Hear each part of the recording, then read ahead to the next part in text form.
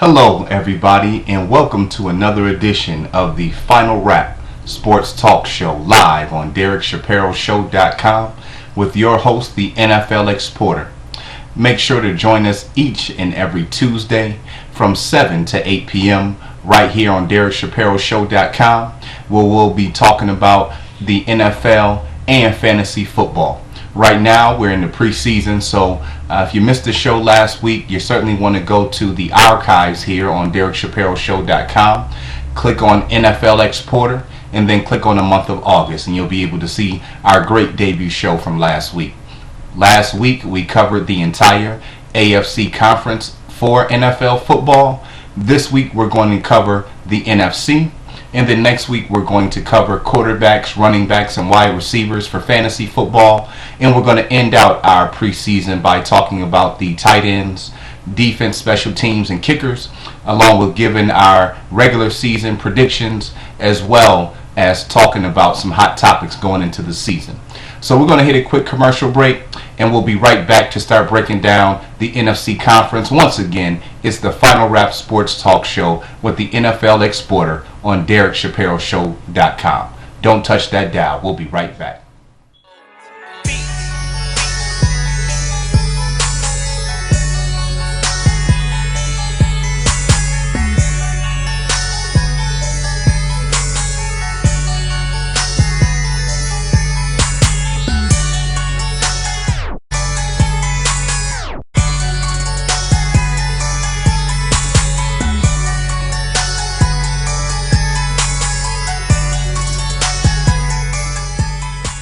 Alright, thank you ladies and gentlemen for returning to the show. Once again, for all our listeners and viewers out there, this is the Final Wrap Sports Talk Show with your host, the NFLExporter, live each and every Tuesday from 7 to 8 p.m. right here on DerekShapiroShow.com. This week, we're going to break down the entire NFC conference, so without further ado, let's get into it. And we're going to start in the NFC West with the defending Super Bowl champion Seattle Seahawks. This year, the Seahawks are returning the majority of their team. On offense, we all know that Russell Wilson is a great young quarterback, and just his second year led the Seahawks to the Super Bowl. Had another outstanding year, passing for over 3,000 yards, throwing 26 TD passes to only 9 interceptions. You know, Wilson is just going to continue to get better with time, and outside of hitting you off through the passing game with his arm, he's very nifty on his feet and very wise when he decides to break the pocket and scramble for huge chunks of yardage. We certainly expect for Russell Wilson to continue to play at a high level this season. At the running back position, there's a little optimism coming into the season. Running back Marshawn Lynch has been one of the best running backs in the NFL over the past 3 seasons, averaging over 1,300 yards and double-digit touchdowns. But there were a lot of Seattle Seahawks players who received big contracts in the offseason. Lynch certainly wanted to receive one himself, but management wasn't trying to budge on that. And so Lynch missed a couple of days of training camp, but he did return. And I'm really anxious to see what Marshawn Lynch shows up this year. Now, Lynch is in the final year of his contract, and so it doesn't appear that the Seahawks are planning on signing him to a long-term deal. So Lynch could come out this year and continue to be in beast mode like he's been the past couple seasons to show other NFL teams that he still has it and he can get another contract with them. Or he could come out this year and be a distraction to the team, given half effort because he's unhappy with his contract situation, and that would spell disaster for the Seahawks. Now, it'll be interesting to see how the story unfolds in preseason, but we certainly want to keep an eye on that because, again, Lynch is definitely one of the best running backs in the NFL. But if he's unhappy and he's not motivated and he's not playing with enthusiasm, if he's not giving full effort, that certainly can hurt the Seahawks because it has been Lynch and how effective he's been able to run the ball over the past 3 years. This certainly has been a huge part of why the Seattle Seahawks have made the playoffs for 2 consecutive years and won the Super Bowl last year. Now, if something goes awry with that situation in the backfield, you also have Christian Michael, a good young running back. He's in his second year out of Texas A&M.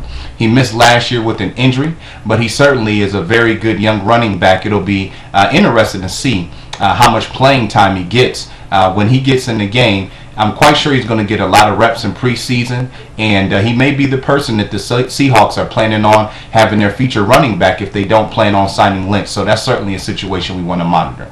At the wide receiver position, Seattle did lose Golden Tate to the Detroit Lions. Tate was their number one receiving option last year, but they still have Doug Baldwin, who's a very good receiver. Third year guy, Jermaine Kearse, who certainly has made tremendous strides and became a more intricate part of the offense last year. And then obviously the wild card in the situation is Percy Harvin, who missed basically the whole regular season last year due to an injury.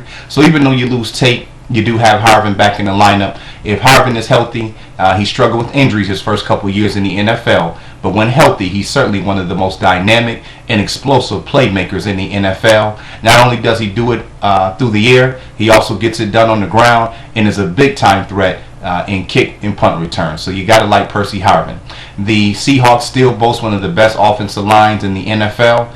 And so the Seattle Seahawks offense, certainly, if it can get itself in full gear, which I expect it to do this season, they'll certainly be on track and be a perfect complement to this vaunted defense. Now, we know that the Seattle Seahawks defense shut down the Denver Broncos in the Super Bowl, blowout 43-8. That Seahawks defense last year led the NFL in total defense and turnovers. They're led by the Legion of Boom. They're tremendous secondary. They have all-pro cornerback Richard Sherman. They have all-pro safety Earl Thomas. They also have Pro Bowler Cam Chancellor. So they have three excellent defenders. Now, they did lose Brandon Browner to free agency. They also did lose Walter Thurman, so that's a little depth there. But they certainly have a couple other players who will be stepping in for them. And the Seahawks do a great job of drafting and grooming their personnel. And so I certainly expect for that vaunted secondary to continue to excel and make life very difficult on opposing quarterbacks. At the front line, they still have Cliff Averill, who was a great free agent pickup last year from Detroit, gets a lot of pressure on the quarterback. They were able to resign defensive lineman Michael Bennett. They also have a great linebacking core, which I really love. They have KJ Wright, who is an outstanding player.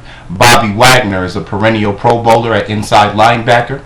And then you have Bruce Irving, who they drafted from West Virginia a couple years ago. Hasn't rounded into the every down linebacker that they like to see, but certainly when it comes to rushing a passer, he can do that very effectively.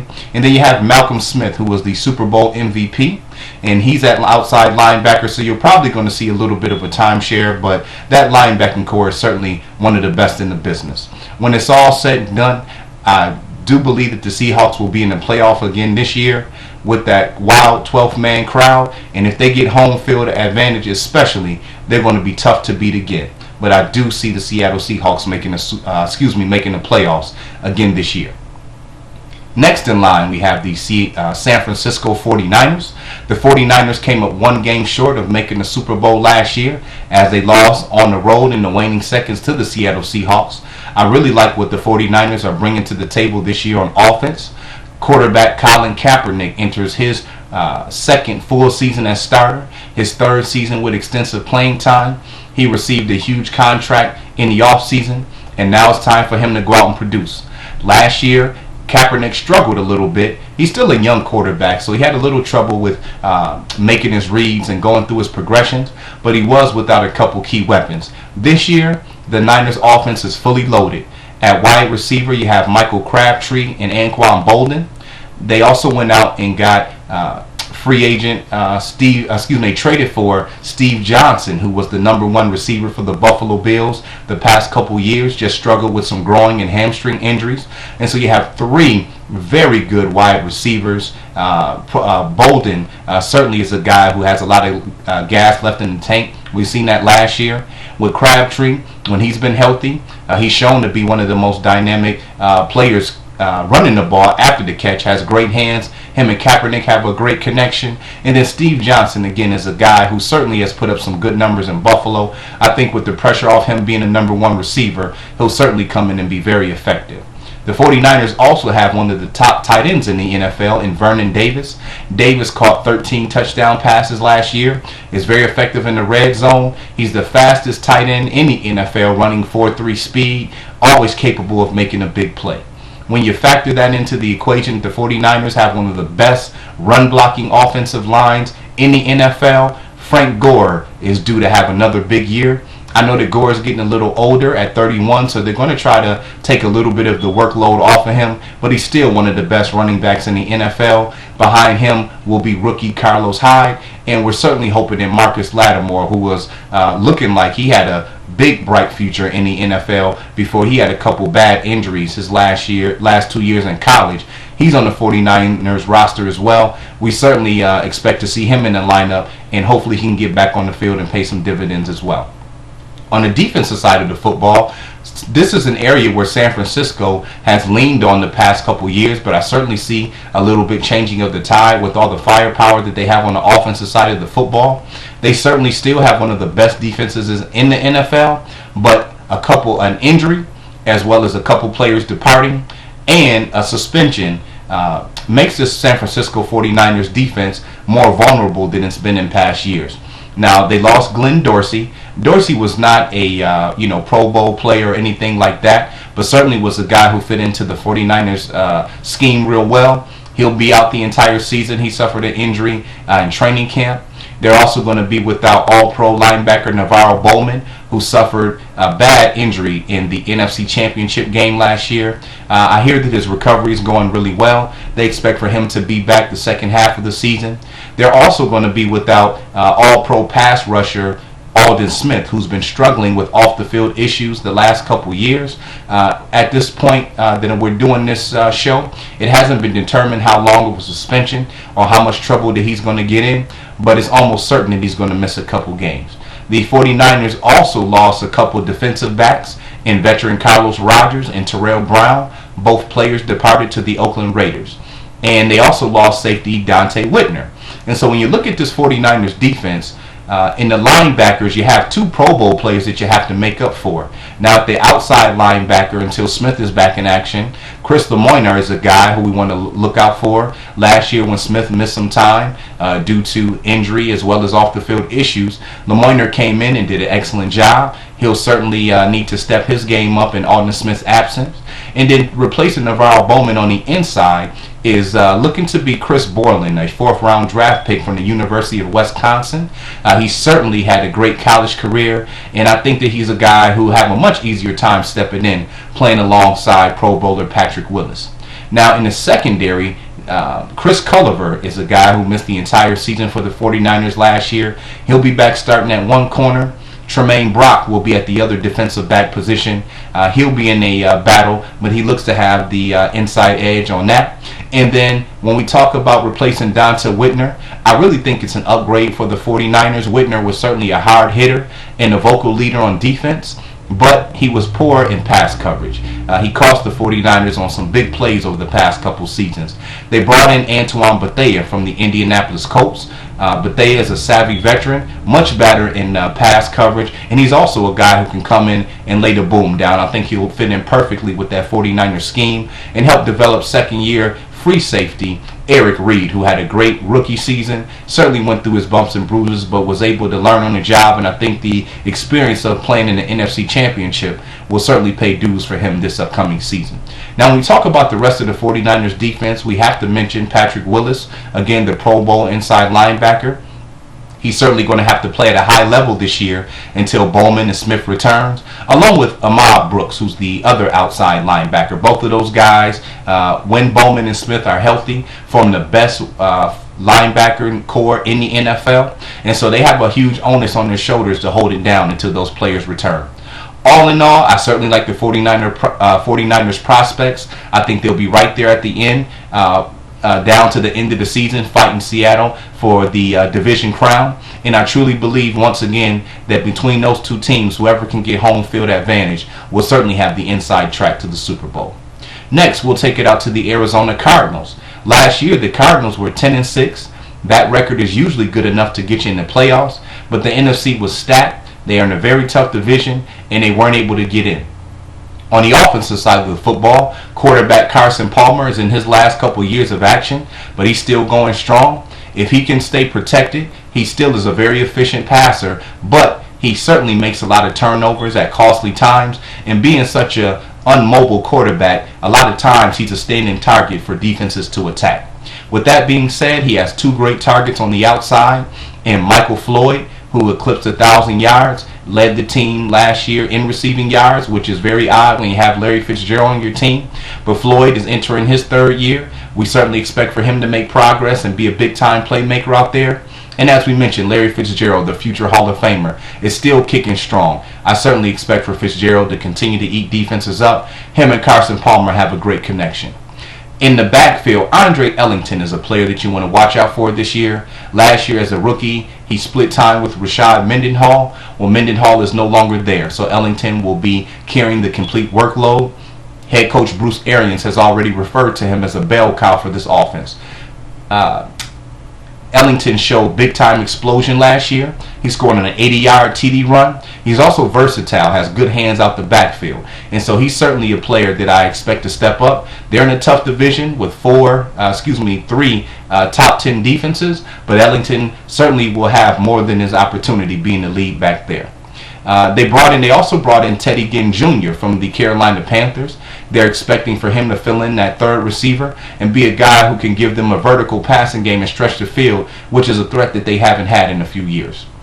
On the defensive side of the football, I love what the Cardinals have to offer on the front line. You have Big Calais Campbell, a 6'8" defensive tackle. You have Big Dan Williams sitting there in the middle at over 330 pounds. And then you have Darnell Dockett, the crafty veteran, still ticking strong on the other end. With these three big boys up front, very difficult to run the ball against this Arizona Cardinals team. And all three of these guys can get after the passer when it comes to rushing.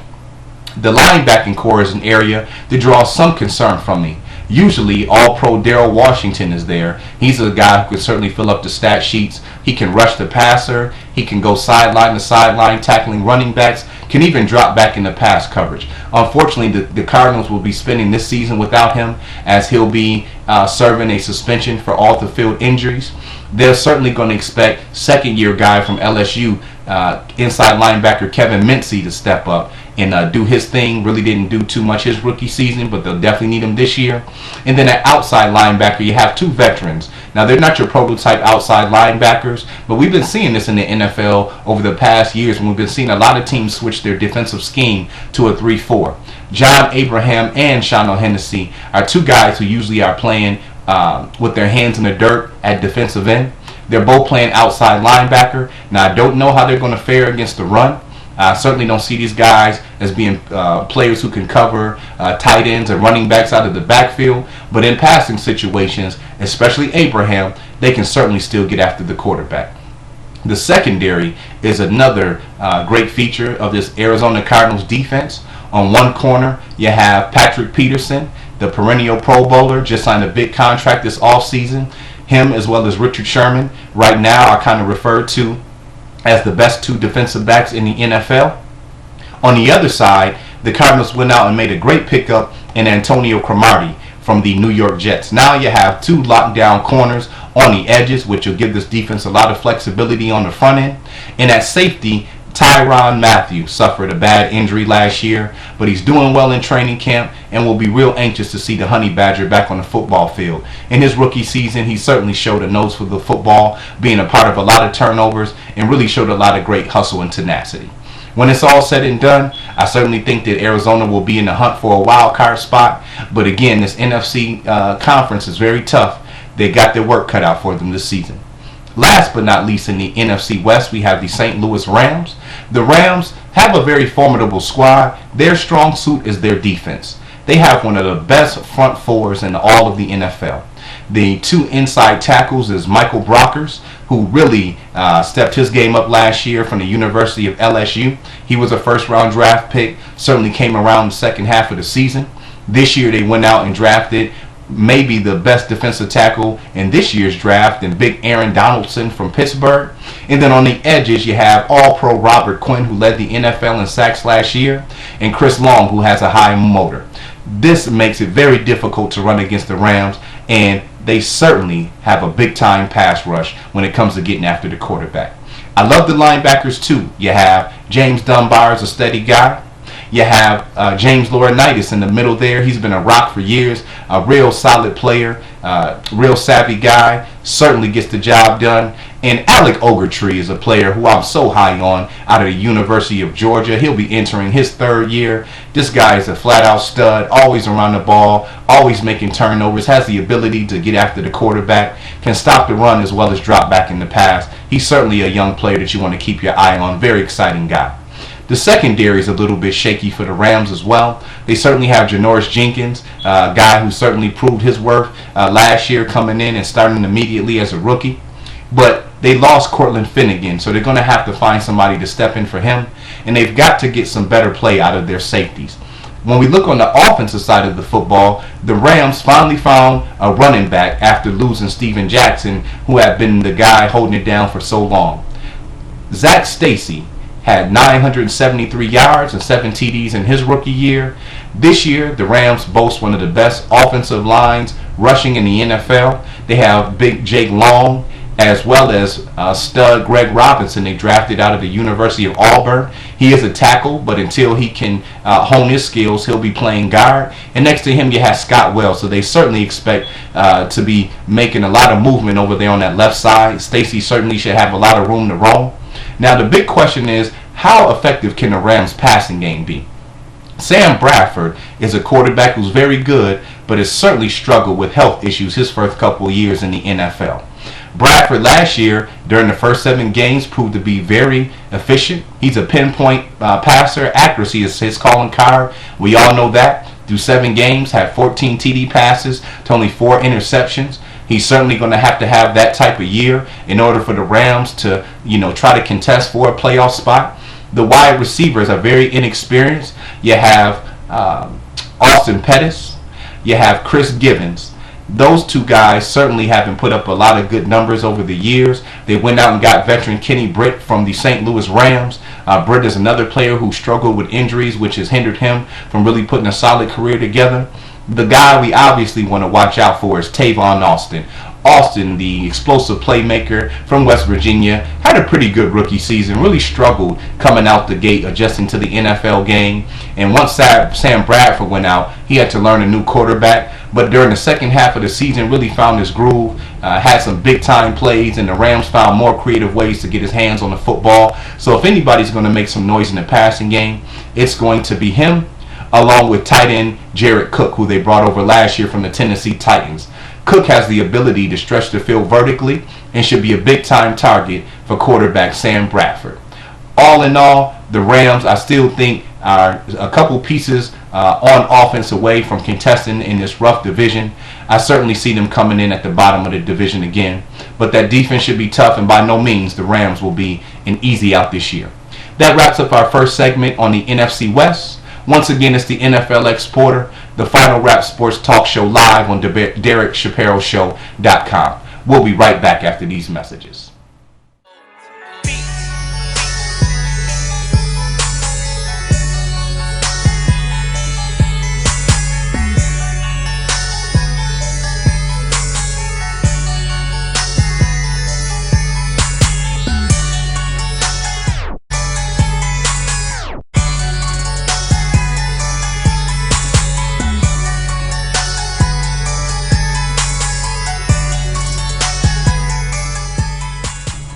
Alright, thanks everyone for returning. Once again, it's your host, the NFL Exporter.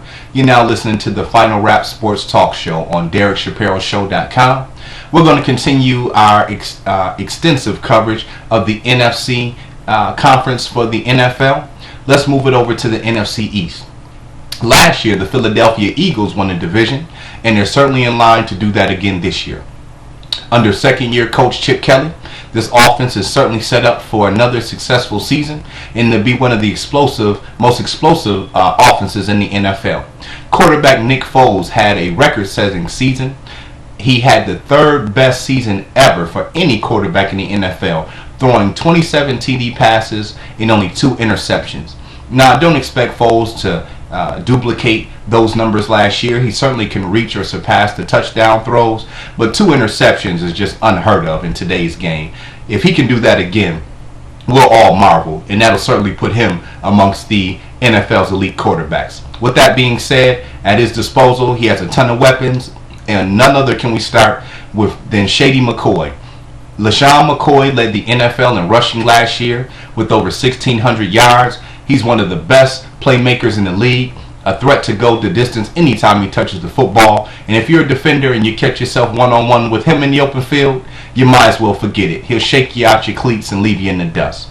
McCoy is joined this year by Darren Sproles, a key pickup from the New Orleans Saints. Sproles will certainly help create mismatch problems for the Eagles on opposing defenses.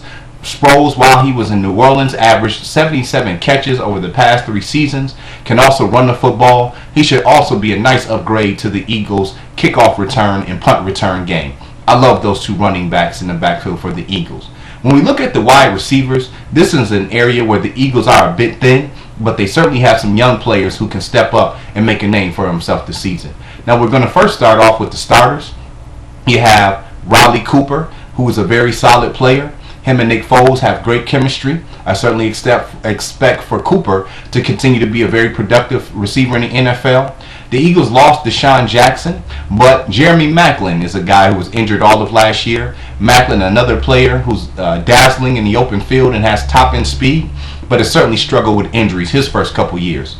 If Maclin is able to stay healthy, they expect for him to come in and make up for Deshaun Jackson. Now, last year, Jackson did receive for over 1,300 yards, and so Maclin has his work cut out, but I believe if he stays focused, he can certainly get the job done.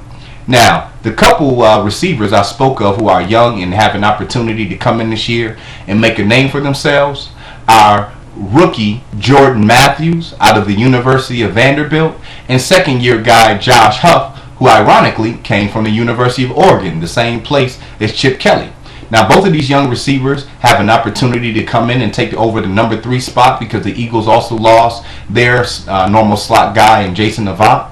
Both guys are doing pretty good in training camp, but it's really the rookie who's making a name for himself. Shady McCoy has already said he's one of the best young wide receivers that the NFL has seen. So it's going to be interesting to see how that works out. Most players are unproven, so the Eagles are a little bit thin at wide receiver. But I think with what they have in the backfield, and if Cooper and Maclin can stay healthy, they'll be just fine.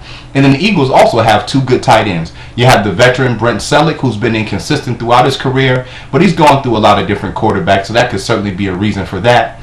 Zach Ertz is the guy that you want to watch out for. Ertz is a big-time talent. The word we've heard out of Eagles training camp is that he's made the most progress out of any of the Eagles receiving core in the offseason. He's a big-time target, especially in the red zone. Even though he's a tight end, has the ability to line up out wide, he is another favorite target for Nick Foles. When you look at this Eagles offensive line, certainly one of the best in the NFL. Now, they're going to have to go without tackle Lane Johnson, who will be in his second year. He was their lottery pick from a year ago out of the University of Oklahoma. Got caught up with an illegal substance, so he'll be out the first couple games of the season. But they still have Evan Mathis, Pro Bowler Todd Herminez, and Big Jason Peters. And when Lane Johnson comes back, again, the Eagles certainly boast one of the best offensive lines in the NFL. So, with that being said, it's really their defense who's going to have to step their game up, and really is probably where their Super Bowl chances hinge this year. When we look on the defensive side of the football, they're certainly going to have to get a little bit tougher in the trenches. Now, Fletcher Cox is entering his 3rd season. He certainly made good progress. The Eagles are another team who switched to a 3-4 defense. And so you have Connor Barwin, who certainly was a good player for the Houston Texans. I really like his versatility to stop the run and get after the passer. And then Trent Cole is another player who we're used to seeing at defensive end. He now shifts outside. Again, I don't know how he's going to fare against stopping the run. And especially he'll probably struggle in getting out defending the pass. But he's certainly a guy who can team up with Barwin and get after the quarterback. When we look at the inside linebackers, I really like what we have there. We had the veteran DeMeco Ryans. Ryans got off to a slow start after being a Pro Bowler in Houston his first year in Philly, but really rebounded last year and allowed for Philadelphia's inside linebacker to play to be more steady. Then you have Michael Kendricks, a young guy who's certainly learning under Ryans and is fantastic stopping the run and also has the speed to get back in pass coverage. The Eagles secondary has certainly been upgraded. Last year they went out and got Kerry Williams, who was a big part of the Baltimore Ravens Super Bowl run back in 2012. They went out last year and drafted Brandon Boykin. And then in the secondary, I really like what they did on the back end.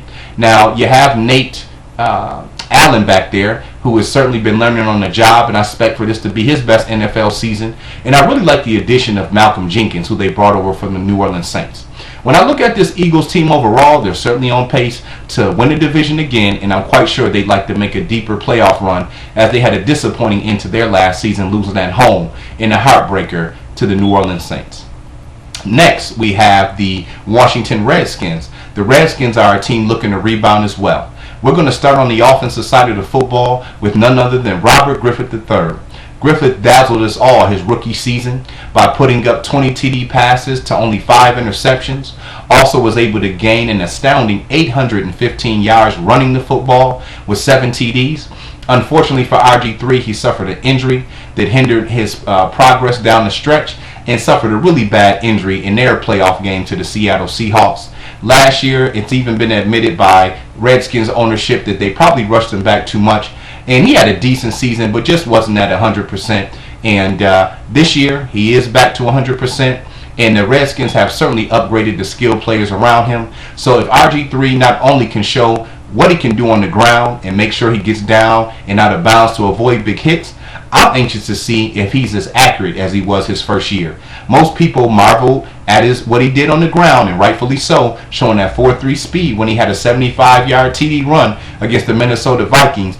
But I was really impressed with how accurately he threw the football, especially rolling out and scrambling. If he can bring that element back and play at that level again, the league definitely wants to watch out. The skill position players I mentioned will start in the backfield with Alfred Morris. Morris has gained over 2,800 yards and ran for 20 TDs in his first 2 seasons in the NFL. I certainly expect for him to continue to excel. He's a very good young runner. And at wide receiver, not only do the Redskins now have Pierre Garçon, who caught over 100 passes for 1,300 yards last year, enter into the equation the blazing speed of Deshaun Jackson, who also gained over 1,300 yards as a Philadelphia Eagle last year. With those 2 receivers on the field, defenses are going to have to pick their poison, and I certainly expect for this offense to be very explosive with that addition. They also brought in a very underrated guy to be their 3rd receiver in the slot, who I think will pay big dividends for RG3 as well, that being Andre Roberts of the Arizona Cardinals. He'll come right in and pay immediate dividends, so I certainly like what they have to offer. They're much deeper and much better at the wide receiver position than they were when Griffin came in a couple years ago. Also, you have young tight end Jordan Reed, who showed a lot of promise last year as a rookie. Struggled with injuries. If he improves his toughness and can stay on the football field, he's certainly a tight end who I expect to make some big contributions this year for RG3, because defenses are going to be very worried about those speedy wide receivers, and he'll have an opportunity to use his speed as well and take advantage in coverage.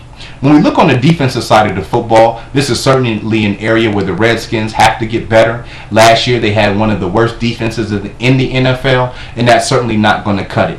Now, when we look on the front line, they made improvement by bringing in Jason Hatcher, a good defensive tackle from the Dallas Cowboys.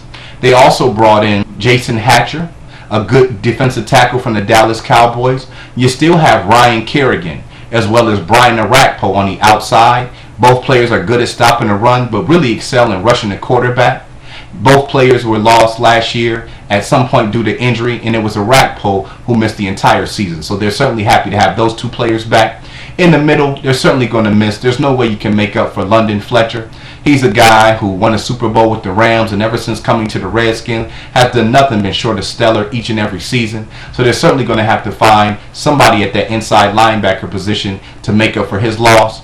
And then the secondary is an area that was very poor last year. Brandon Merriweather is a player who doesn't appear he's going to be there again. Struggled a lot with just, roughing the receiver hits and head hunting and things of that nature.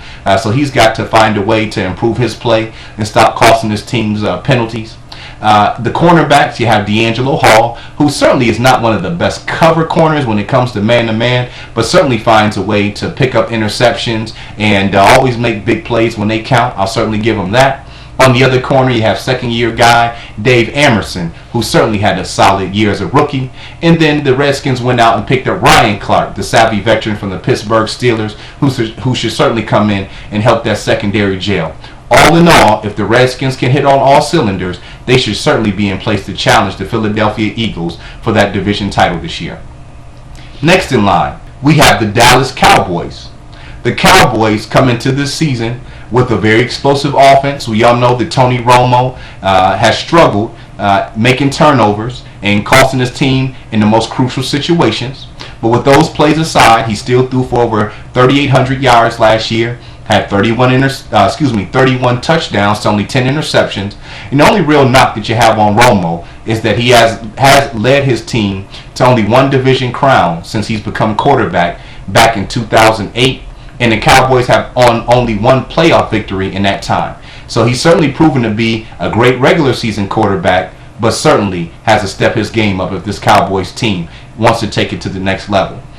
At his receivers, I love the talent he has there. Dez Bryant is one of the best young wide receivers in the NFL. Had 13 TD grabs with over 1,200 yards last year. We certainly expect for him to be better this year, which is definitely scary for defenders. On the other side, they had a pleasant surprise last year.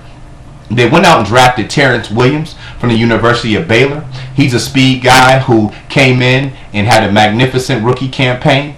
Miles Austin, who was a starter last year, struggled with injuries, and in his absence, Williams certainly took control. Had over 700 yards receiving, averaged a gaudy 16.7 yards a catch, and had 5 TD receptions. Now with him being a solidified number 2 receiver, I certainly expect for him to improve on his numbers. And in the middle is future Hall of Famer Jason Witten, one of the most steadiest players in the NFL. This guy just continues to impress year after year. One of the few tight ends in the league who averaged over 850 receiving yards for 7 straight years. Last year, put up a 1,000-yard season, had 8 TD receptions. And besides Tony Gonzalez, in my opinion, he's certainly the best tight end that we've seen over the past years. Antonio Gates is another guy after throwing there as well. But Jason Witten is solid as it comes.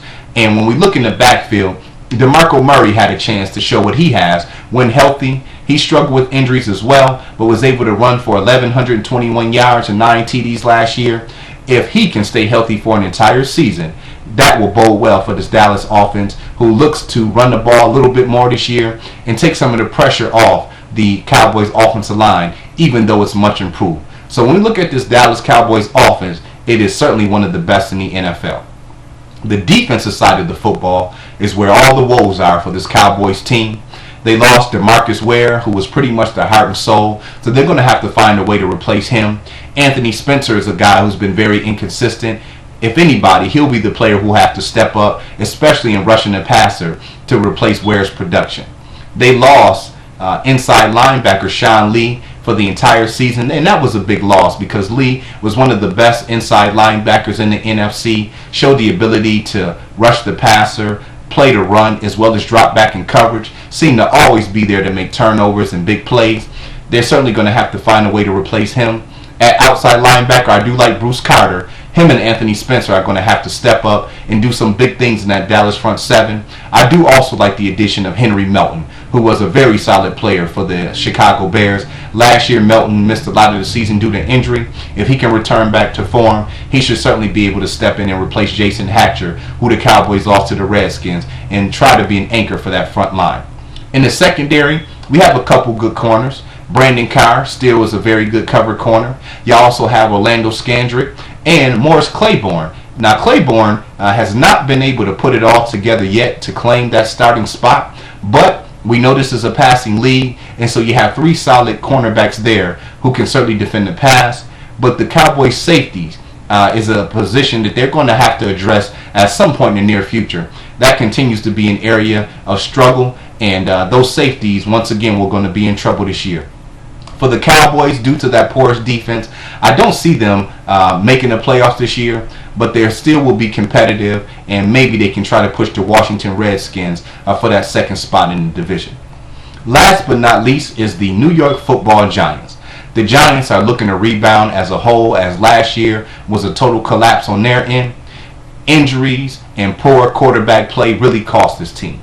Now, this year, Eli Manning, who had 25 interceptions last year, is really looking to rebound. If he's anything like his brother, then I expect for him to do that. Unfortunately for Manning, the cast of characters around him have changed since a couple years ago when the Giants won a Super Bowl.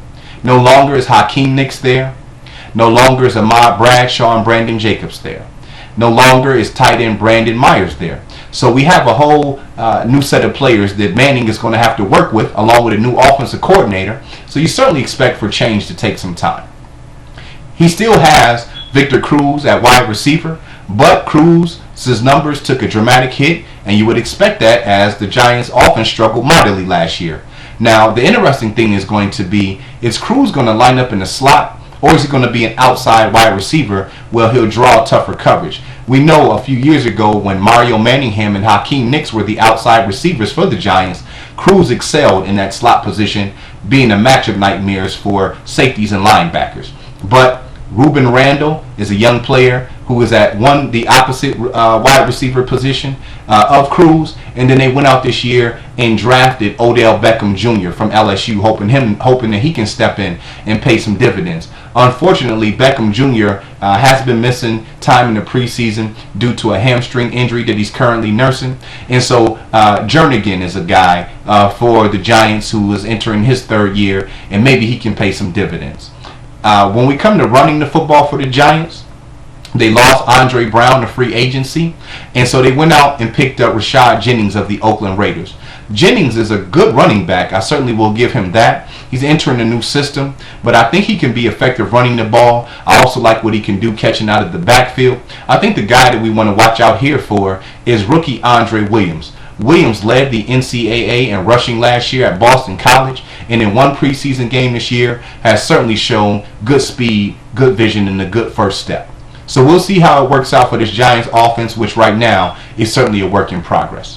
When we look on the defensive side of the football, things have changed as well. Jason Tuck and O.C. Umenyiora are players who are no longer with the Giants, who we known being big plays and a big part of the Giants winning 2 Super Bowls over the last couple years. Jason Pierre-Paul is still there, but his play has fell off. He struggled with injuries last year. If he can get back healthy, it'll be real interesting to see if he can become an elite defensive pass rusher again. The Giants really don't have too much to offer at linebacker. They still do have Chase Blackburn, who's a pretty good player.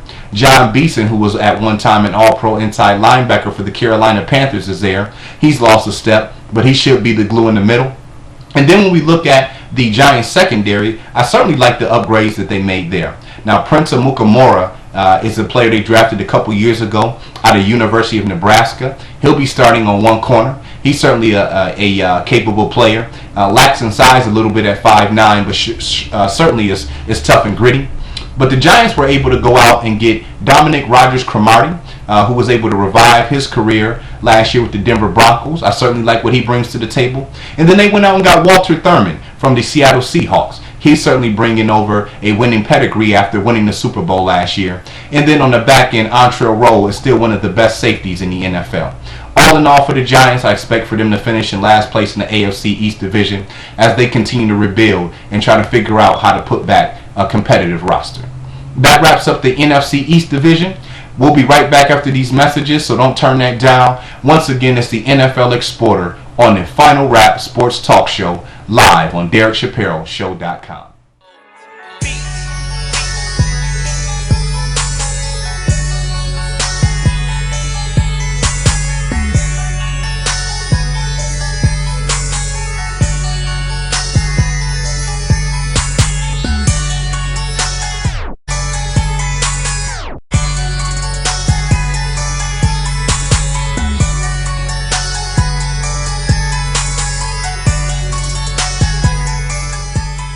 Welcome back, everybody, and let's go ahead and look now to the NFC South. First, we have the New Orleans Saints. The Saints are fully reloaded this year and certainly looking to build on a good season that they had last year. But the Saints, after winning the Super Bowl a couple years ago, that has certainly become the standard and expectation down bottom. We can't start anywhere else but on the offensive side of the football. We know that Drew Brees is one of the best quarterbacks in the NFL, certainly has a future Hall of Fame resume. He'll continue to put up the big numbers this year without question. And when he's airing it out, he'll certainly be looking for his top target, 6'7" monster tight end Jimmy Graham. Graham had a spectacular season last year with over 1,200 yards receiving and 16 receiving touchdowns. I fully expect for him to continue to come out this year and be a nightmare for defensive coordinators. His other options will be Marcus Colston. Now, Colston is a guy who has been inconsistent over the years, and I really don't understand it because he has great size and looks to be one of Drew Brees' favorite passing targets. Now, Brees does like to spread the ball around a lot, but I certainly feel that Colston should have been more of an impact player. Now, the Saints did lose a couple weapons in the offseason. Darren Sproles is no longer there. He averaged 77 catches a year in his 3-year stint there. They also lost Lance Moore to Pittsburgh and Derek Henderson. So I think this is a year if any Colston can step up and be a major player at that number 1 wide receiver position for the Saints. They also bring back second-year guy Kenny Stills, who certainly had a very good rookie season for the Saints. And rookie Brandon Cooks out of University of Oregon State has dazzled thus far in the preseason. I certainly like what he brings to the table. They're going to expect for him to make up for some of those catches that went away with Lance Moore and Derek Henderson. And also they're going to look to get his hands on the ball in space like Darren Sproles. This young guy is certainly a player that you want to keep your eyes on this year. Now, when we look at what the Saints have to offer in the backfield, Pierre Thomas is a savvy veteran who can get it done on the ground and also in the passing game. But to me, the enigma here is Mark Ingram.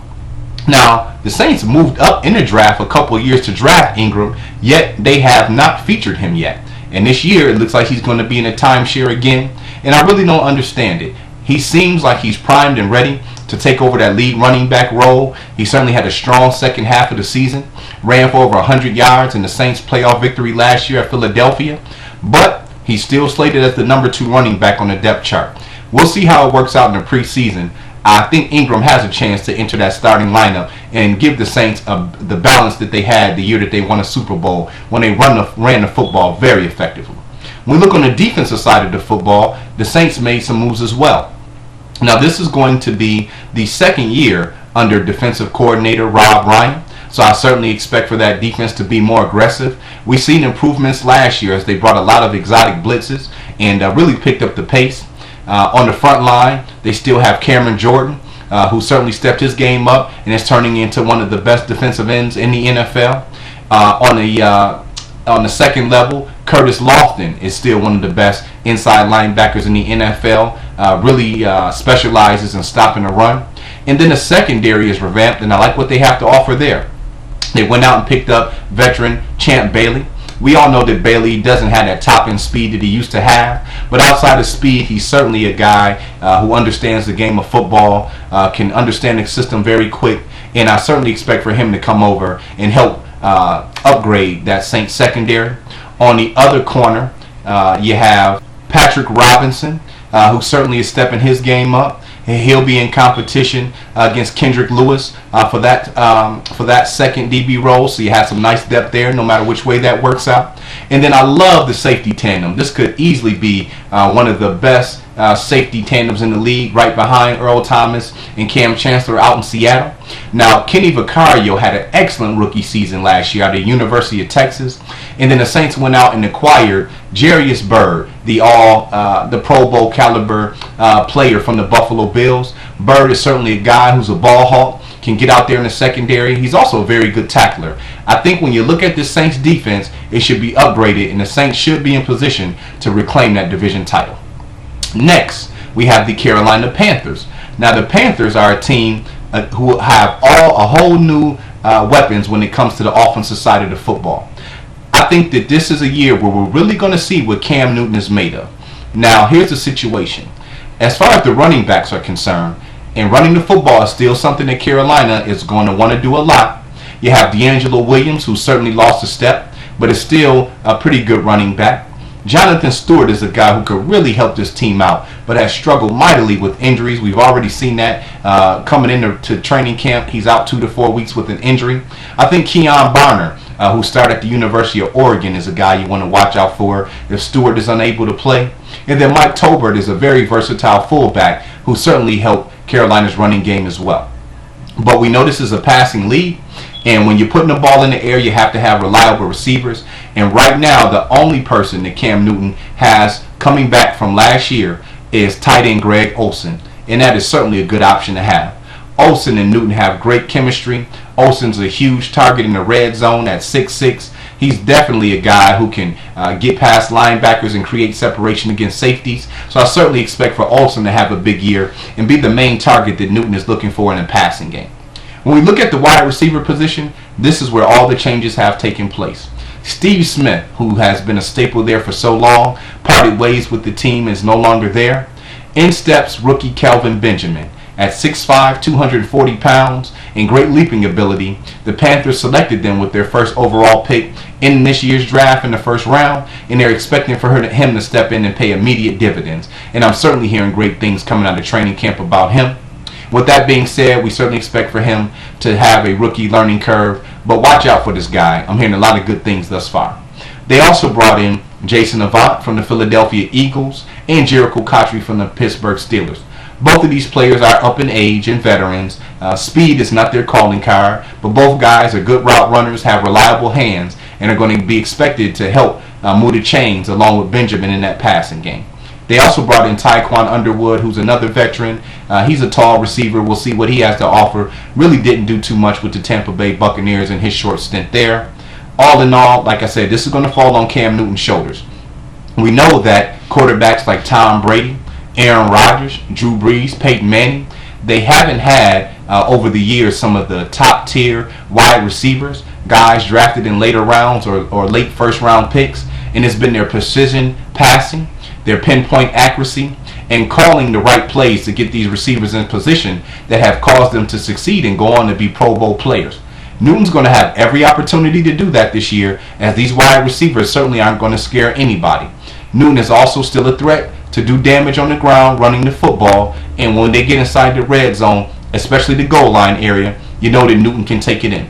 With all that being said, I think this is going to be the biggest challenge of Newton's career, who's also coming off of ankle surgery. We hear he's faring very well, but Cam Newton certainly is going to have to step up and be a leader on that offense if this team has any chance of trying to repeat and winning the division or making the playoffs this year.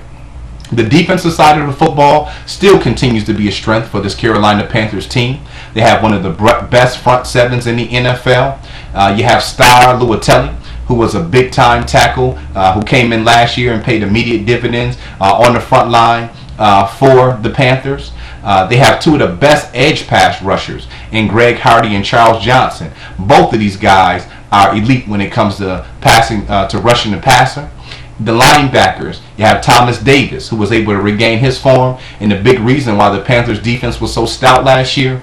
And Defensive Player of the Year, Luke Kelce, who's entering his third season. By many, he's considered the best inside linebacker in the NFL right now, taking that title away from Patrick Willis. He's certainly going to be a guy who's going to have to continue to play at an elite level. I certainly like what the Panthers offer on the front end. Their secondary, who played very well last year, is going to have to do the same this year.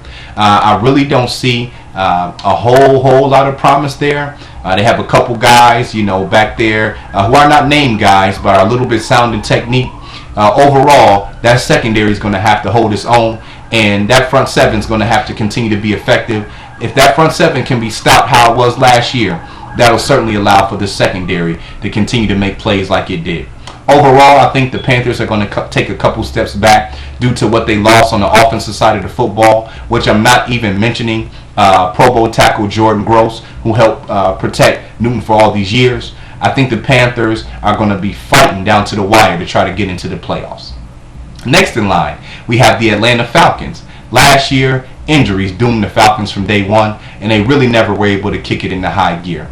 When healthy, they still boast one of the most explosive offenses in the NFL. We start with quarterback Matty Ice. You want to know how good Ryan is? Last year, in what was considered an off year for Matt Ryan, he still threw for over 4,500 yards with 26 TDs, but had 7 interceptions. He did that without Julio Jones, his top receiving target for 11 games. He did that without starting running back Steven Jackson, and also his top target from over so many years, Brody White, struggled with injuries and really didn't get back to his usual self until the tail end of the season. And so I expect for this offense to rebound if they can stay healthy. They went out this year and drafted blue chip tackle Luke Matthews from the University of Texas A&M. He'll certainly come in and help them in the running game as well as the passing game. The biggest loss for this Falcons offense is going to be replacing future Hall of Fame tight end Tony Gonzalez, who retired after a great NFL career. I don't think they'll find that production coming from the tight end position. You certainly can't account for 80 balls and damage that he could do in the red zone. But I think Harry Douglas is a guy who can step into the slot. He's been on this Atlanta Falcons team for this year, and he's certainly going to have to step in and take up some of the loss of the production that Tony Gonzalez put out. When we look in the backfield, Steven Jackson is a running back still trying to prove that he has a couple years left in the tank.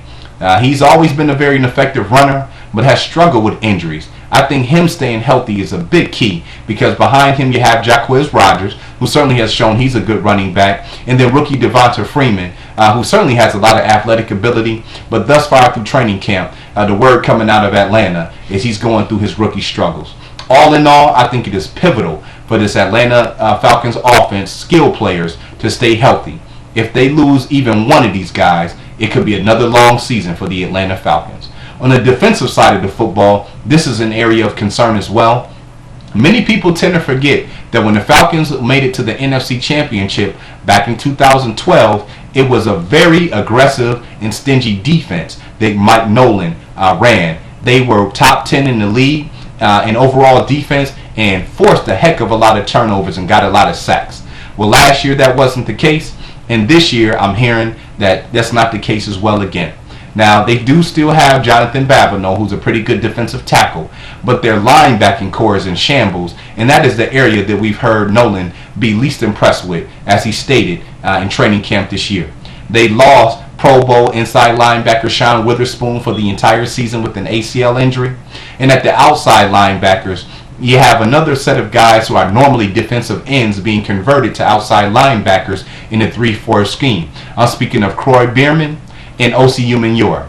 Again, not names that you really want to have back in pass coverage against tight ends and running backs, but when it comes to rushing the passer, both of these guys are capable, but certainly are going to have to step up their play from last year.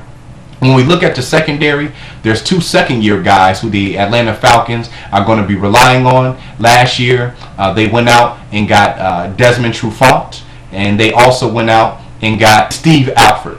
Now, I like what the Falcons are doing in developing these players. Both of them got a lot of playing time last year, so they were able to learn on the job. And if they can continue to develop these players, in a couple years, these could be one of the best defensive back tandems in the NFL. But it is just their second year. They've got a lot of pressure on them. And so it'll be interesting to see how they handle that responsibility. And then when you look at safety position, William Moore is a mainstay. He's a very hard hitter, but struggles sometime in coverage and well. Overall, the Atlanta Falcons, I think, will be there fighting for a wild card position and possibly trying to push the Saints for that division title if they can stay healthy. And it is pivotal for this defense to step up and be solid, because I have no question about the Falcons offense. Last but not least, we have another team looking to rebound from success a couple years ago, and that is the Tampa Bay Buccaneers. Now, the Buccaneers made some key additions in the offseason on the offensive side of the football. They went out and got Josh McCown, the veteran from the Chicago Bears. They also went and drafted and used their first-round pick at number 7 overall on Mike Williams out of the University of Texas A&M. You couple that with Pro Bowler Vincent Jackson, and in the backfield, they have 3 capable running backs. Now, when we look at these running backs, first of all, you have Doug Martin. Martin excelled as a rookie as he made the Pro Bowl, running for over 1,400 yards and 13 touchdowns. Last year was the exact opposite. In his first 6 games of the season, only got into the end zone 1 time, struggled mightily on the ground, rushing for 3 yards an attempt, and ended up missing the rest of the season due to a collarbone injury. they certainly need for him to get back in the top form. If he can run the ball effectively, that will certainly open up the passing game and this Buccaneers offense. Behind him, though, the Bucs certainly found two hidden gems. Rookie Mike James came in and did a great job last year. Even ran for 159 yards at Seattle. He unfortunately went down due to an injury. In stepped Bobby Rainey, a guy who reminded me a whole lot of Darren Sproles at 5'7", very quick, very speedy, can change pace on a drop of a dime. He was very effective. So now the Buccaneers have three effective running backs. We'll see how the workload is split, but I certainly expect for Doug Martin, if he can get back into form, to carry that workload coming out of the backfield. When we look to the wide receiver position, I like what you have there. Again, you have Big Vincent Jackson at 6'5", Big Mike Evans at 6'5". Both of these receivers are looking to continue to make a name for themselves. Jackson wants to continue to solidify that he's one of the top 10 wide receivers in the NFL. And Evans was one of the best wide receivers on the college level, wants to come in and make a name for himself in the NFL. Obviously, at 6'5", both these receivers are huge targets, especially in the red zone, and that is something that veteran quarterback Josh McCown, who was brought over in the offseason from Chicago, was accustomed to, because he had 6'4" Brandon Marshall and 6'5" Alshon Jeffrey last year in Chicago. McCown certainly showed patience, great pocket awareness, and the ability to scramble. If he can come in and play at the high level that he did last year in Chicago, this Buccaneers offense certainly is going to be a force to reckon with. They also have three reliable tight ends. They brought in veteran Brandon Myers. You have second player Timothy Wright. And then they went out and drafted a hybrid tight end in Austin Seferian Jenkins. Now, between these three tight ends, they certainly should be able to get a lot of offensive production. So on paper, this Buccaneers offense seemed primed and ready to have a big-time impact this year. And playing in the high-scoring NFC South Division, that certainly will be in their best interest. On the defensive side of the football, the Buccaneers are solid as well. On the front line, you have Gerald McCoy, who finally rounded into shape and made his first Pro Bowl last year. And on the edge, you have Adrian Claiborne. And they went out and drafted pass rushing specialist Michael Johnson from the Cincinnati Bengals. So I certainly like what the Buccaneers have to offer in the trenches on the defensive side of the football. I also like what they have at linebacker. Levante David was a Pro Bowler last year, racked up on the stat sheets. He's coming into this season full of confidence, and I certainly expect for him to continue to excel. And then I really like what the Buccaneers have in the secondary over the top. Now you have Mark Barron, who was an excellent draft pick a couple years ago. He's a very good safety. And then you have Deshaun Goldson. Goldson is the guy who's really got to get it back in form after being a Pro Bowler and a big part of the San Francisco 49ers success over the past couple years. Came over last year as a free agent and didn't have the type of impact that the Buccaneers expected. Was penalized a lot for headhunting in late hit and illegal contact penalties. I think if he cleans his game up and just gets back to playing football the way that we're known him of capable to being, that will certainly bode well as the Buccaneers have a couple young players in the secondary. They went out and got Kevin Mullerlin from the Panthers, so he's certainly an upgrade. Overall, when I look at this Tampa Bay Buccaneers team, if they can find their stride, play mistake-free football, and that defense can be stout, this is a team that I certainly think has an opportunity to overstep Carolina and really be nudging at the Falcons' heels, as well as possibly the Saints. Overall, though, I think the Saints are the cream of the crop of the division. That wraps up the NFC West. Stay tuned. We'll be right back to take it out to the NFC North and wrap up our show. Once again, it's the NFL Exporter live on the DerekShapiroShow.com. This is the final wrap.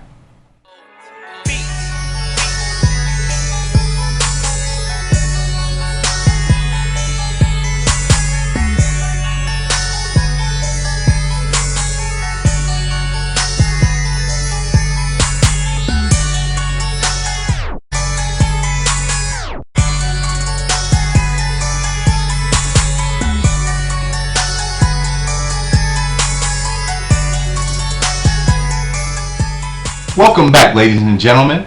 Let's go ahead and take it out to the NFC North and wrap up another great show here on the final wrap on DerekShapiroShow.com with your host, the NFL Exporter. When we take a look at the NFC North, I think this is going to be one of the most competitive divisions this year. Last year, the Green Bay Packers, in the last game of the season, were able to secure the division crown, and I certainly expect for them to be in the hunt doing the same exact thing this year. And it all starts with quarterback Aaron Rodgers. Now, Aaron Rodgers, we know, is one of the most accurate and deadly passers in the NFL, and is certainly the best quarterback when it comes to throwing the football on the run.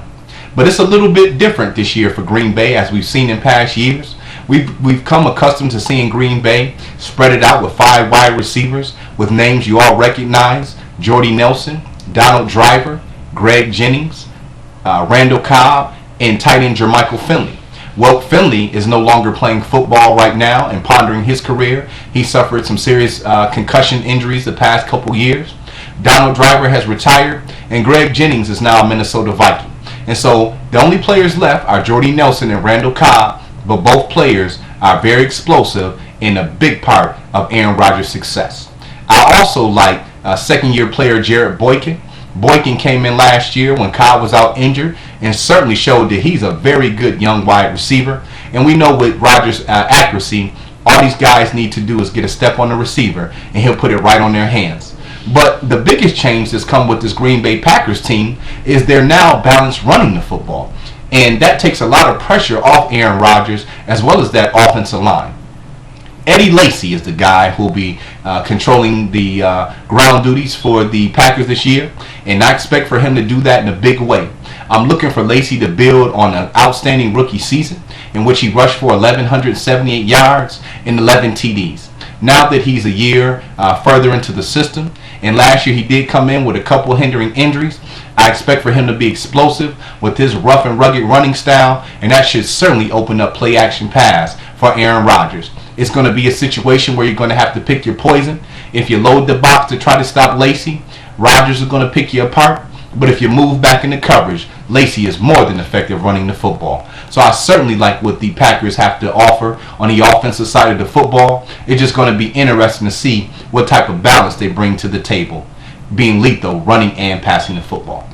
On the defensive side of the football is where I really like what the Packers have done over the past couple years. When they won the Super Bowl a couple years ago, it was a very opportunistic defense with a top-end secondary. Now they've gotten much tougher in their front seven to complement of still a very good secondary.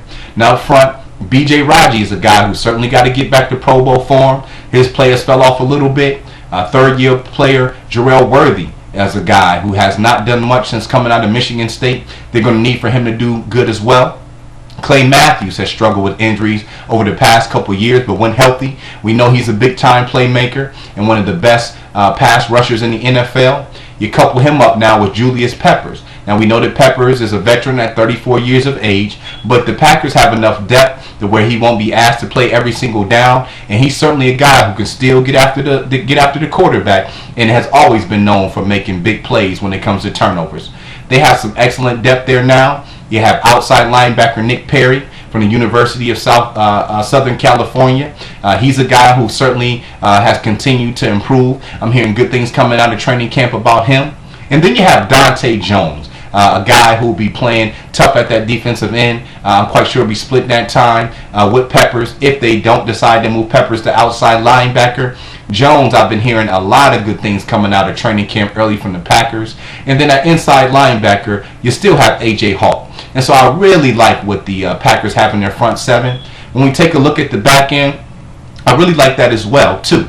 At one cornerback, you have Tramon Williams. Williams certainly has to get back to Pro Bowl form. He fell back a tad bit last year, didn't play at a high level every single game, how we thought he would do after he had a great run the year that the Packers won the Super Bowl. And then on the other cornerback, you have Sam Shields.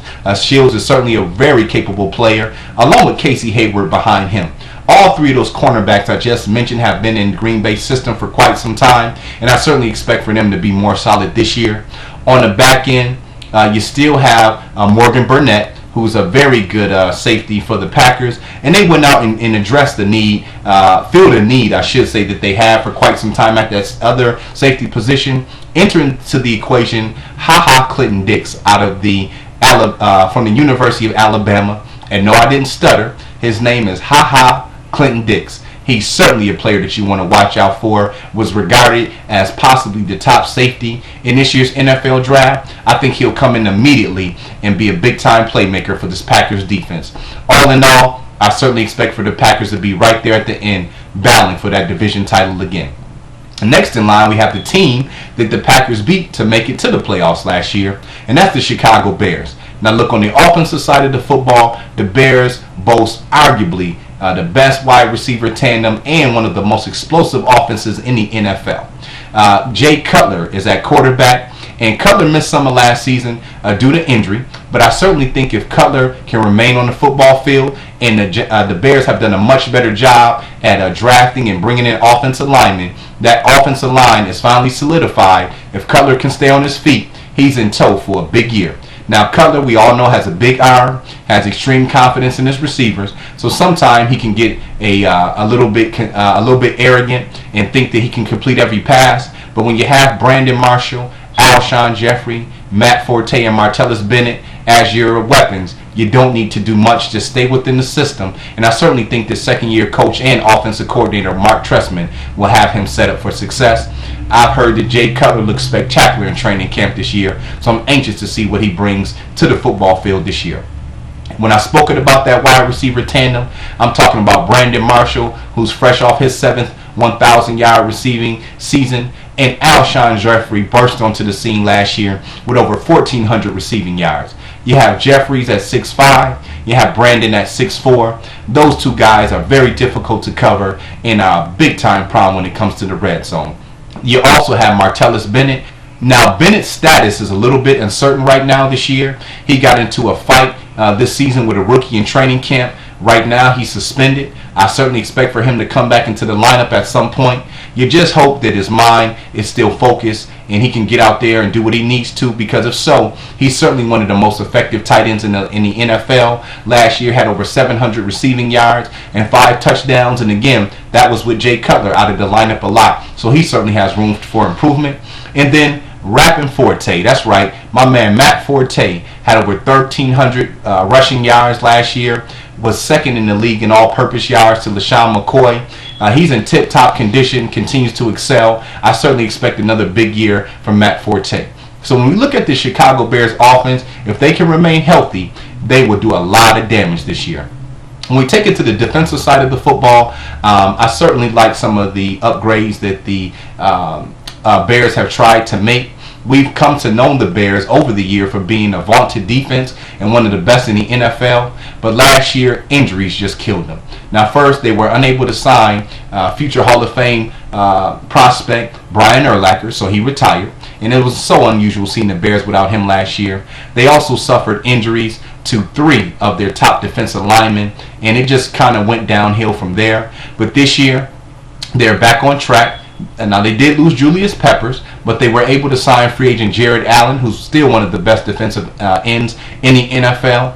When we look at the second level, Lance Briggs is certainly a Pro Bowl caliber outside linebacker. And the guy that we're looking for to step in here is DJ Williams. Williams certainly showed a lot of promise when he came out of the University of Miami. Obviously, that was 11 years ago. But the last 2 seasons, one in Denver and then last year in Chicago, he's only been able to play 13 out of 32 games. If he can stay on the field, his veteran leadership will certainly pay off.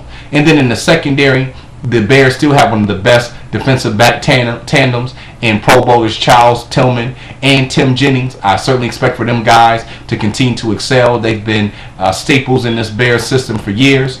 And then in the safety position is where there's a little concern. I think Adrian Wilson was a good pickup for them.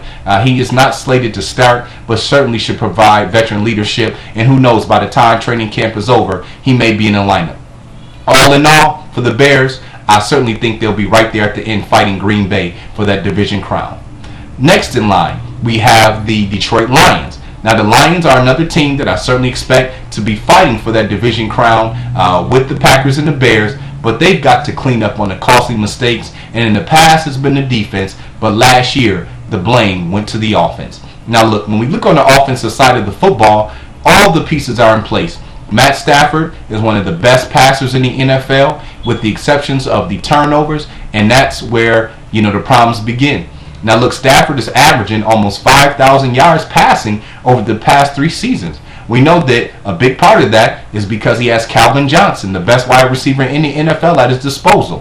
When Megatron on the field, we've seen this guy draw triple coverage sometime, which is unheard of. That's how unstoppable Megatron is. At the other receiver, I like the addition that they made. They brought in a real solid player in Golden Tate from the Seattle Seahawks. I think that he'll be able to do some damage in the passing game with a lot of attention going to Johnson. They still have Ryan Broyles in the slot. And so I like what they have to offer at the wide receiver position. And then they have a plethora of tight ends to choose from. Brandon Pettigrew is a guy who's very capable but has struggled with drops over the years. Last year, Joseph Fourier ended up being a big red zone target, standing at 6'6". I like the damage he can do in the passing game. And then they went out this year and drafted Eric Ebron, who is a hybrid player. Now, Ebron was making a lot of noise in the preseason, saying that he doesn't think that the tight end position should apply to him, and he wants to be a player where he kind of transforms or causes the NFL to make up a new position. But he sounded very foolishly this week, as he was quoted as saying he's hit the rookie wall. And I mean, we haven't even played one regular season. Heck, we haven't even played. We're just about to begin our first preseason game. So making a comment doesn't bode well for him. I'm quite sure those players in that Lions locker room are just telling him to put a lid on it and concentrate on trying to get better. Because if you've hit the rookie wall before the preseason starts, honestly, you shouldn't be on an NFL roster.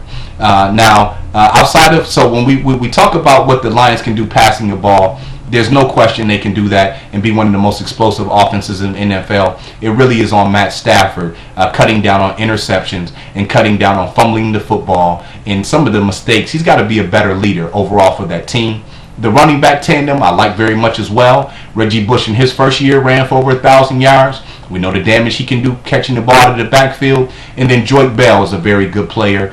Change of pace back, can catch out the backfield and run efficiently as well. When I look at this Detroit Lions offense, again, if they can cut down the mistakes, they should be amongst the top offenses in the NFL. And then when you look on the defensive side of the football, you have Ndamukong Suh and Nick Fairley as being one of the top defensive tackle tandems in the league. You have Ansai, who they drafted last year. He's improved his play. He can certainly rush the passer. And then when you look at the linebacker, Stephen Tulloch is solid in the middle. And DeAndre Levy was a Pro Bowler last year at outside linebacker. My biggest area of concern, and I don't understand this with the Detroit Lions, why they haven't addressed this the past couple years in the draft, is on the defensive side, defensive secondary. Now, this secondary has struggled mightily over the past couple years and has been the main reason responsible that the Detroit Lions team has not been able to shut down opposing offenses. They lost Louis Delmas to free agency to the Miami Dolphins. When I look at that secondary, last year they could have went out and drafted arguably the best defensive back in the draft in D. Milliner. They passed on him. This year they had a hometown product in Dequez Denard from Michigan State, who was arguably the best cornerback in this year's draft, and they passed on him as well. This week we heard Marvin Lewis, the coach of the Cincinnati Bengals, the team that drafted Denard, say he's the best cornerback that he's ever seen. And so I really don't understand why the Lions have continued to draft offensive players when obviously they've needed help in that secondary. If anything, that is certainly going to be the downfall of the Lions this year. And when you're playing in the division with Aaron Rodgers and the weapons that the Chicago Bears have at wide receiver, I just don't understand why Detroit did not address that area. All in all, they do have a new head coach in Jim Caldwell, and I think Caldwell is the guy who's going to come in and really help this young Lions team focus. Jim Schwartz was a guy who just couldn't get a handle on this team, but I know that Caldwell is highly respected, and I'm already hearing that players are more disciplined and have a lot more respect and an admiration, and are listening to Caldwell early this year. Hopefully he can come in and clean up those mistakes. If he can do that, then this is certainly a three-man race in this division. Last but not least, we have the Minnesota Vikings, and this is a team who is going to be interesting to see what they do this year. Now, last year obviously was an off year after they made the playoffs the year before, and their struggles continue to be at the quarterback position. Well, this year they went out and drafted Teddy Bridgewater. We all know that Bridgewater, coming into last NFL season, was regarded the best quarterback prospect and the top draft prospect in the NFL draft overall. But by the time the season was over, and the scouting combine, and all this extra stuff that we know that NFL scouts and reporters and all this, that, and the other do, Bridgewater was considered really the least of the quarterbacks that were taken this year, which were Blake Bortles out of Central Florida and Johnny Manziel, who ended up going to the Cleveland Browns. With that being said, out of all the quarterbacks in training camp who had the best opportunity to start, it is certainly Teddy Bridgewater who has shined since the OTAs. He's currently taking first-team reps, and if he continues to play at a high level, which his head coach Mike Zimmerman said he is doing this year, we expect him to be out on the football field, and I think he's set up for success. Look, the Vikings certainly have one of the best offensive lines in the NFL. Behind him, Adrian Peterson is still the best running back in the NFL, in my opinion, with Shady McCoy and Jamal Charles, a couple guys being slightly behind him. This year, Peterson, I expect to possibly get up towards 2,000 yards again. He'll have some extra motivation, as Shady McCoy of the Eagles said that he's the best running back in the NFL. So I know that Peterson is going to be coming out this year and doing his thing. I'm quite sure opposing defenses are going to be hitting McCoy up quite a bit on Twitter, saying you should have kept your mouth shut because this freight train, Adrian Peterson, just ran all over this game. Now, at the wide receiver position, Bridgewater and the Vikings have some viable options as well. Greg Jennings is a crafty veteran, had 800 yards receiving last year. We know that Jennings certainly doesn't have that breakaway speed he used to, but is excellent at route running and certainly has great hands. And then the youngster, Cordell Patterson, in his second year out of University of Tennessee. There's so much buzz and excitement about this young man right now at Vikings training camp. Greg Jennings was quoted as saying he's going to be telling his children one day that he played with Cordell Patterson. Patterson certainly has the ability to get the job done after he gets his hands on the football and was a big-time playmaker coming out of the University of Tennessee. Many felt he was the best wide receiver in last year's draft. He'll be starting this year from day one opposite Jennings. He certainly looks in line to have a big year. And then Jerome Simpson is a very underrated wide receiver. Having him at the slot, I certainly see paying dividends. And then Kyle Rudolph is another tight end who's one of the better tight ends in the NFL, in my personal opinion. Had 9 TD receptions in 2012 with the Vikings. Fell off last year, fought some injuries, and it really was a quarterback carousel. I think if he's fully healthy at 6'7", he's certainly a big-time target for Bridgewater and the Vikings, especially in the red zone. When we turn to the defensive side of the football, here's where the Vikings are going to have to step it up. Now look, they lost Kevin Williams to free agency, and they also lost, Jared Allen. And so they're expecting for Sharif Floyd, who they spent a draft pick on in the first round last year from the University of Florida. They're expecting for him to come in and pay the type of dividends we've seen out of Sheldon Richardson for the Jets and Star Luatelli for the Panthers. They do still have Brian Robinson and Everson Griffin rushing the passer. Both those players are certainly capable of doing that. The linebackers, Chad Greenway, is always in the hunt to be a Pro Bowl selection, has been one of the steadiest outside linebackers in the NFL over the years. At the cornerback position is where we're expecting the Vikings' possible struggles to be. Now look, Xavier Rhodes is a guy who will be in his second year from Florida State. He learned on the job last year. He certainly has his hands cut out. If you look at the receivers that he's going to be facing this year with Green Bay, with Chicago, with Megatron, so they're going to have to find a way to be sturdy. But on the back end, they do have Harrison Smith, who had a good rookie campaign, struggled a bit last year with injuries. And then Captain Mullerland, they scooped up from the Carolina Panthers. I think he's a guy who can come in and do some positive things as well. All in all, I think it really depends on how the Vikings are able to execute. This could be a team that's 6-10, or this could be a team that's 9-7, and make it very difficult in that NFC North, and make it difficult down the stretch for some other teams trying to get in the playoffs. Yet and still, I think the Vikings are in a rebuilding process with the wealth of young talent. I think their time is soon to come in the future. All right, that wraps up our show for today. Once again, it's the Final Wrap Sports Talk Show on DerekShapiroShow.com. You want to make sure to join us each and every Tuesday from 7 p.m. to 8 p.m. on the leading channel, and then the show re-airs every Sunday at 2 p.m. on the DerekShapiroShow.com. I'd like to give a special thanks to all our listeners and viewers. You can find me on Twitter at the NFLExporter. That's NFLExporter. Alright, thank you, ladies and gentlemen. Enjoy another week of preseason football. I look forward to seeing you next week. 1100.